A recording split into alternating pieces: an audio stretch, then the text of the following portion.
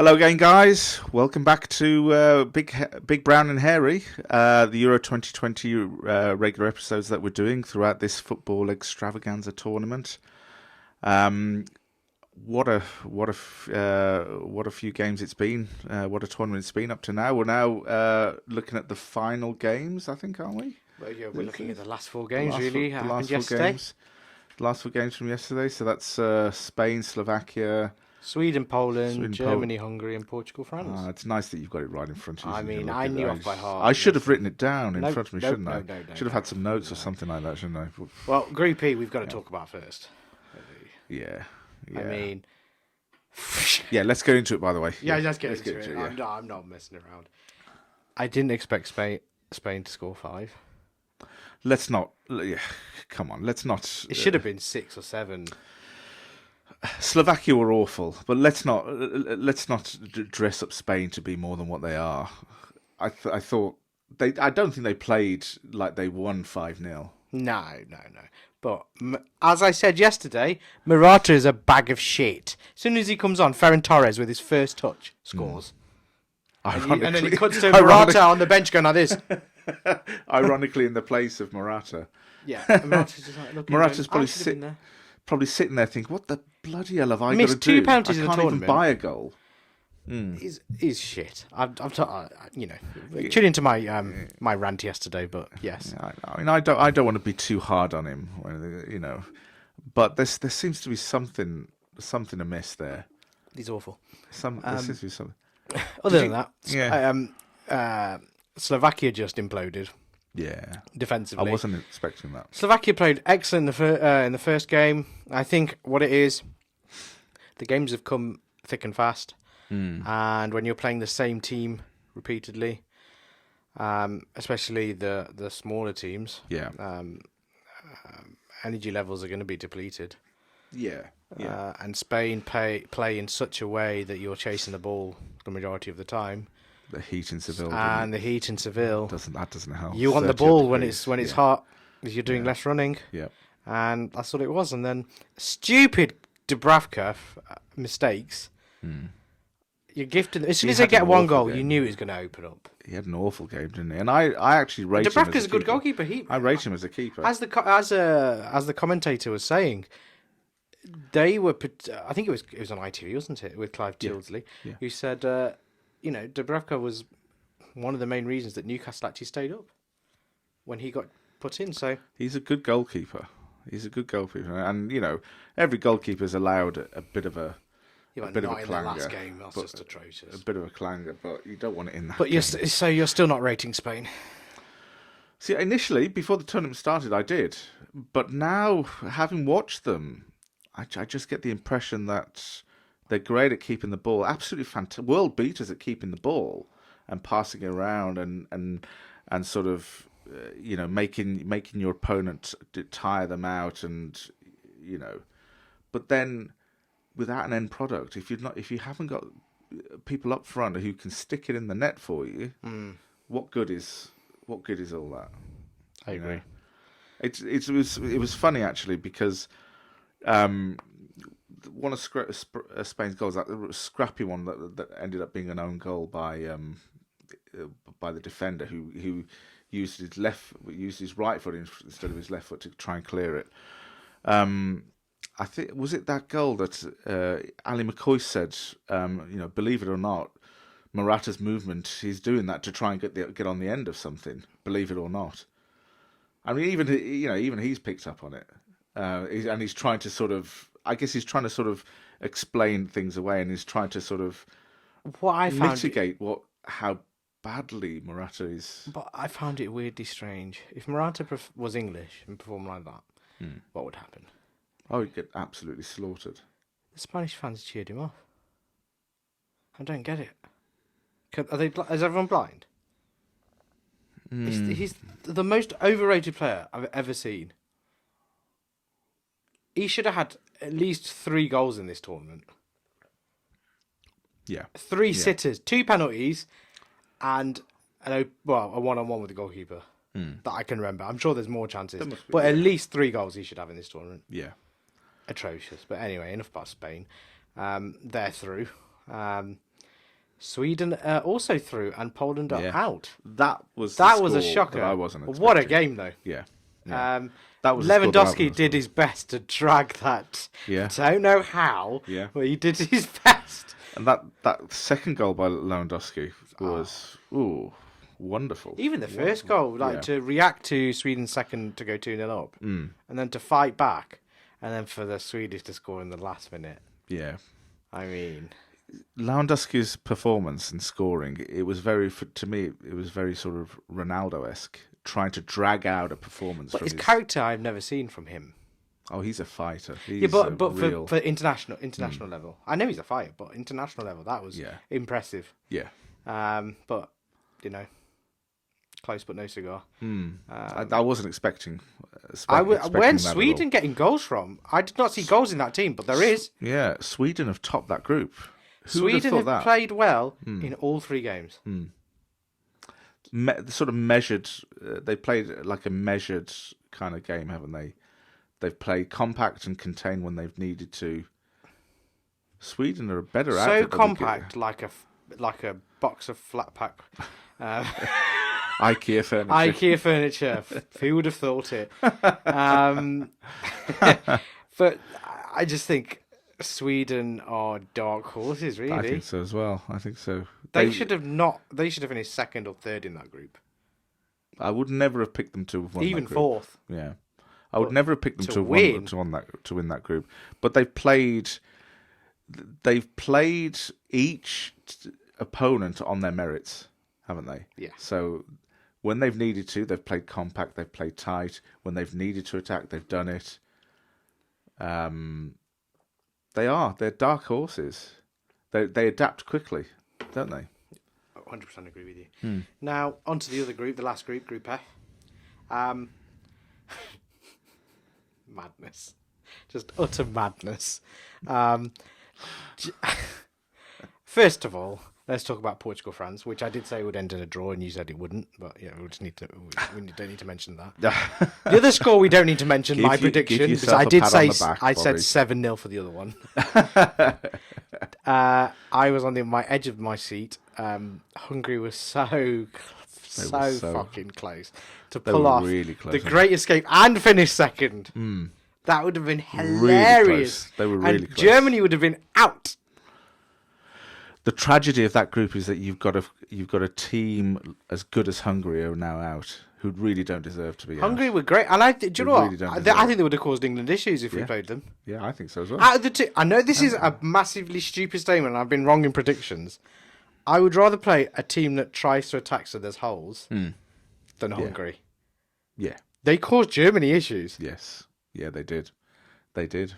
So... they caused all the other two teams as well. Even France drew with them, so they caused those teams issues as well. They're a good outfit. Good outfit, difficult to break down, compact, quick. Yeah, can't ask for more. But I feel like if now, let's go through the games before we get on to England. Yeah, Portugal, France first. Very, very weird game. 3 penalties. Yeah, I think I don't like it when the referees take over, in my opinion. One of the penalties, Lloris absolutely clattered that guy. Did you see that? It was almost sort of Harold Schumacher-esque. Do you remember that? I remember that. Huh? Was it Harold Schumacher? Was that his name? I think that was his name, Harold Schumacher. Why is Ralph Schumacher coming in my head? The lesser-known Schumacher. He was Ralph. Was that his brother? That was Michael's brother. Yeah, Michael's younger brother. Ralph, wasn't he with Williams? He did. My he drove God, for that Williams is my BMW. F1 knowledge. He drove for Williams BMW for a few seasons. What's happened to Ralph nowadays? Is he still in? He left F1 and he went to DTM, which if nobody's aware, it's basically German stock cars, German touring cars. Yes, yes. But to be fair, German touring cars are a step above British touring cars. I think he did that, but then I think he's sort of dwindled away in like media and as a lot of ex racers do. Well, there's a random one for you, Ralph Schumacher. It's got nothing to do with what we're talking, but Portugal, France, mad game. mad game. And then the maddest of all games, so I know we just briefly talked about Germany-Hungary. Hungary were in the lead for the majority of this game. And then when they went 1-0 ahead, then obviously when Germany scored, we all went, oh, God, what? Yeah. And then instantly, near enough, Hungary scored again! Scored again. Which make you go, Unbelievable. oh my God. Unbelievable. No, it's not going to happen. But you know what? To coin to to coin a phrase, that's what happens. That's what can happen when you roll the dice. When you have the courage to roll the dice and go for it. I've nothing to lose. Go for it. I think I think now we can talk about England. Hungary, very unlucky. Very, very unlucky not to get out of this group of death, because that would have been hilarious if they finished second. But there we go. So it's France, Germany, then Portugal. Now, weirdly, it doesn't matter what team we play out of those three. But as I said before, I think I'd rather play Germany out of those three. Portugal or Germany. Yeah. I don't want to play France. You just don't want to play France. But for Germany, it's fine. I mentioned yesterday, and I think the England team as well. I think they'd be licking their lips at this. I see from a spectator's point holes. of view, I think it could be a real ding dong battle. That one. If we look at the analysis from about all three games, Yeah, Germany have got holes.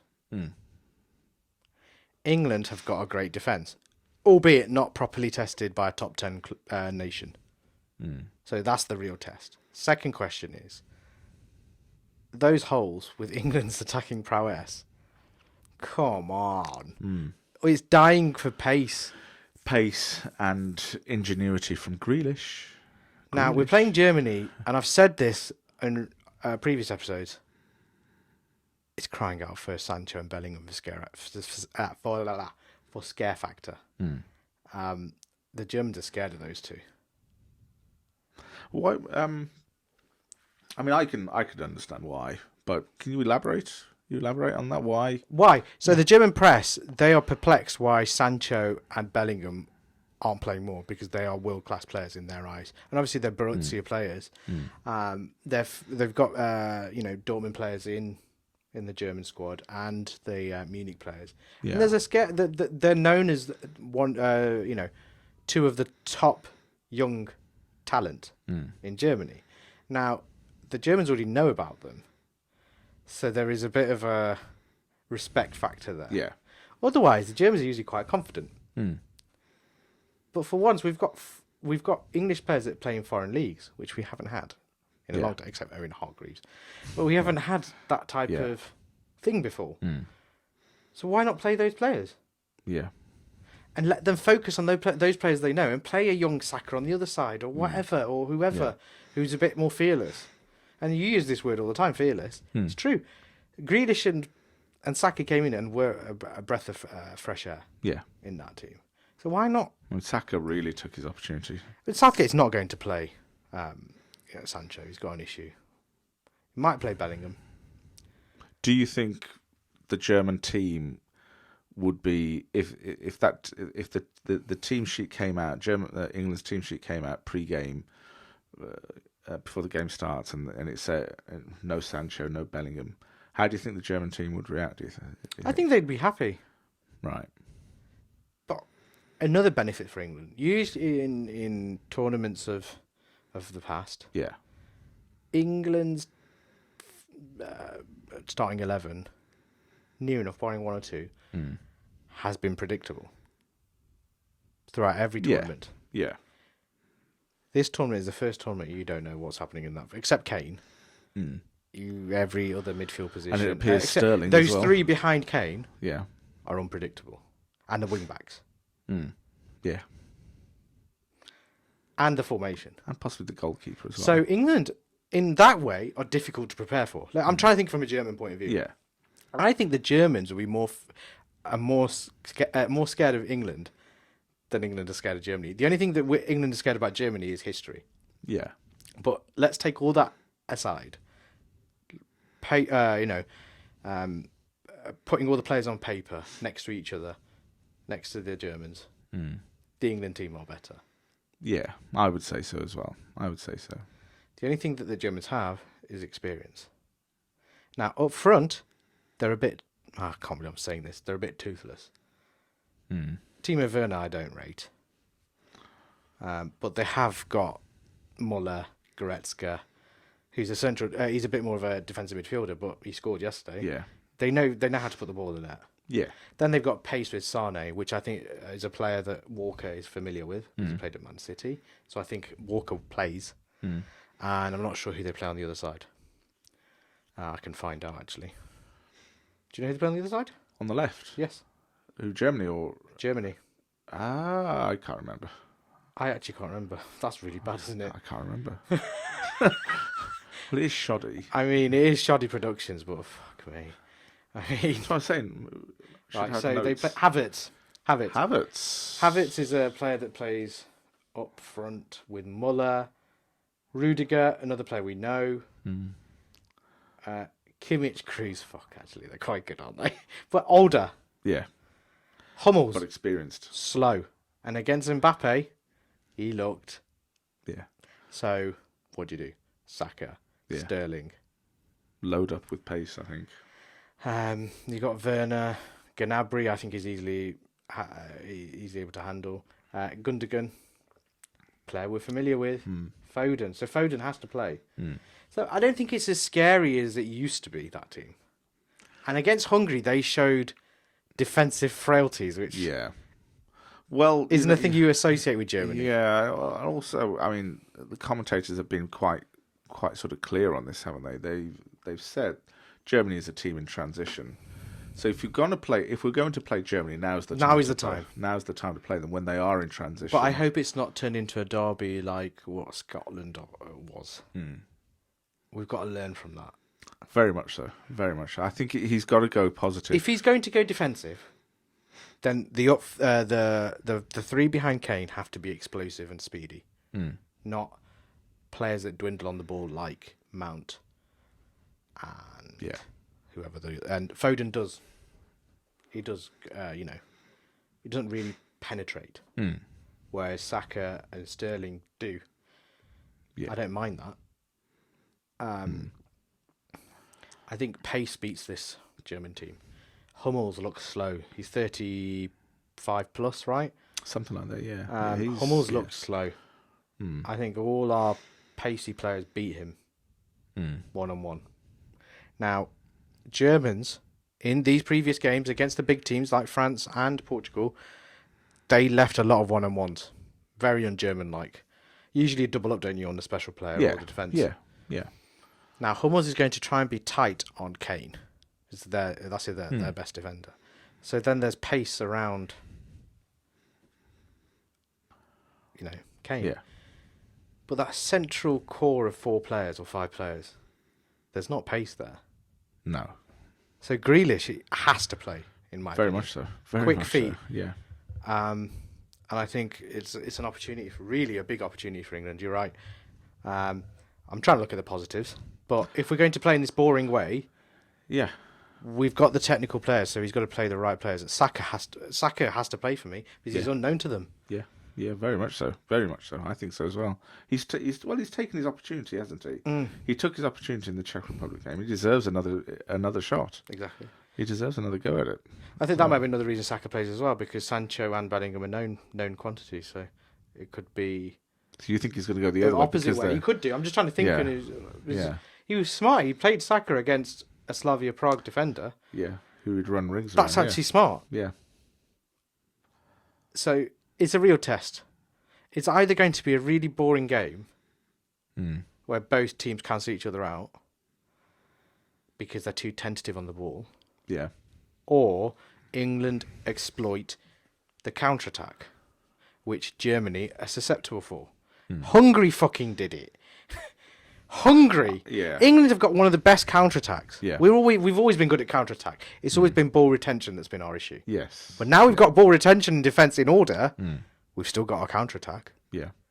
So pace kills. We've got other things in our arsenal now, haven't we? Really? Yeah. So we've got to look at it from there. Yeah. I think we're now out of the group stages where you could understand to a certain extent why why Southgate was trying to manage games and steer through the banana skin that is the group stages. Would you take a 1-0 here against Germany?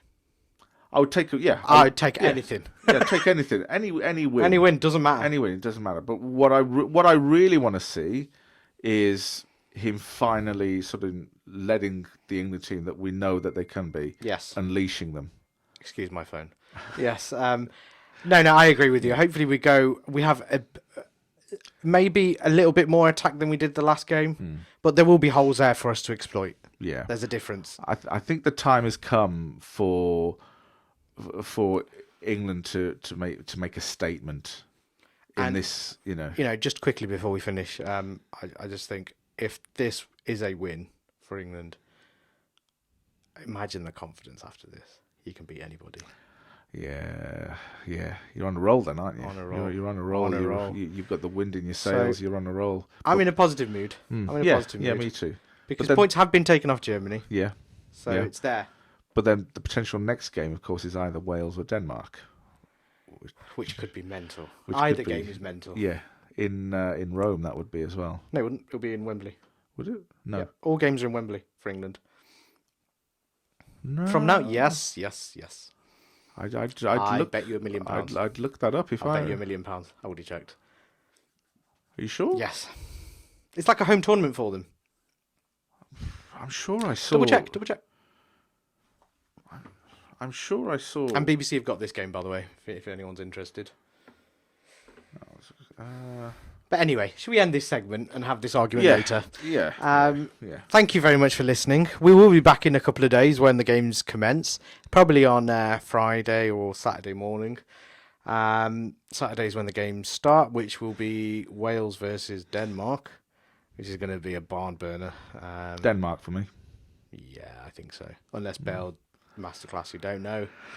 But let us know what you think in the description. Follow our socials, all that. And yeah, hopefully we'll see you on Friday or Saturday.